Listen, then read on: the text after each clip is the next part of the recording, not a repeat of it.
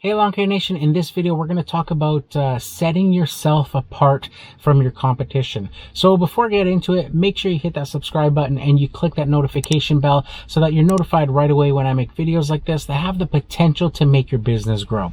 So recently on Instagram I got asked a question through a DM, and the question was, hey Julio, I was wondering if you could help me out. I'm new to the Red Deer, Alberta area, and I'm also a solo operator. There's a lot of lawn care companies here, some that are very established and some that lowball everyone. My question is, what can I do to make me different, to stand out from the rest? I believe that I'm in the middle of the range for pricing, but I know my quality and attention to detail is number one. Thank you for taking the time out of your busy day to help me out. Regards, Jason. Well, Jason, thank you very much for the question. And congratulations on your lawn care business. I would say that this question is kind of near and dear to me because it's the question that I asked myself when I first started my lawn care business and went out on my own from previously being part of a lawn care franchise system. So for the first 5 years of my business, I was under this umbrella of this other name brand, this well-established name brand in the area I was in, with over 80 franchisees. And I decided to leave that after 5 years and start my own brand and build my own company. And I had to think about this very same question. And the answer I came up with was that branding would be the thing that would make me visible to everyone else. I modeled my business after 1-800-GOT-JUNK. And although I, didn't think of my company as being a franchise type system, I thought, well, why not model myself after those types of systems? Because when I would see companies like 1-800-GOT-JUNK with their very shiny trucks, all cohesive in terms of their branding, the colors, the uniforms that they were using, their professional websites, all that sort of stuff, I really geeked out on that. Being, an entrepreneur, having multiple businesses that I had started throughout, my past, I really geeked out on small businesses and seeing what other businesses were doing, and I really loved that, clean trucks and trailers and uniforms and all that sort of stuff.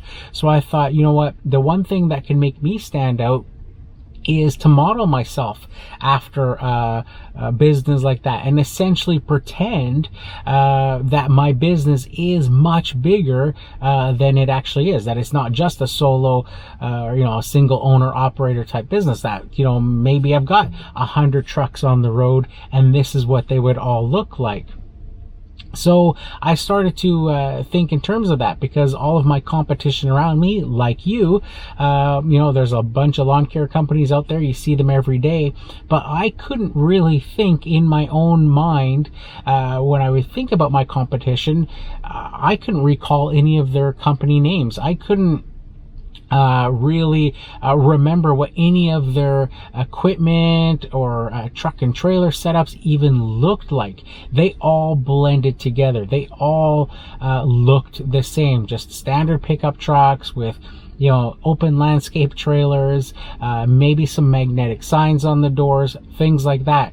And I knew that I had to be different in that sense. So thinking about your brand, thinking about the colors, maybe going cohesive, matching truck and trailer, having those colors throughout, Maybe doing a full vehicle wrap is something that could really make you stand out. Having your website predominantly displayed on the side of your trailer, having the colors cohesive through your website and all of your social media, making sure that your uniforms all match, that everything is that sort of cohesiveness, that you're taking it a step further as well.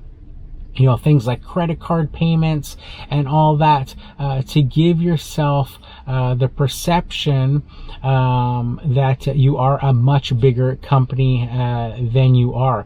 And I've shared a lot of examples of how this has worked for me in my podcast. A couple quick stories. Once, a lot of you guys know that my brother-in-law also runs a trailer with a matching company name and all that, and we kind of run it as sort of a franchise type system.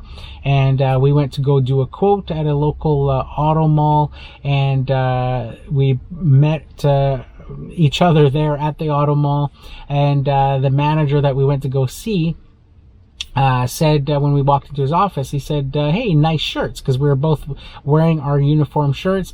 And he said, I saw you guys both pull in. He says, you remind me of something that I would see on Dragon's Den. Now, for those of you that don't know, Dragon's Den is Canada's version of Shark Tank, the show for entrepreneurs. And I knew right away. That put a big smile on my face, and I was like, yes, this guy gets me. He understands the whole thing that I was going for. So kind of showed sort of how that branding was working. Another time was with doing a quote for a residential client.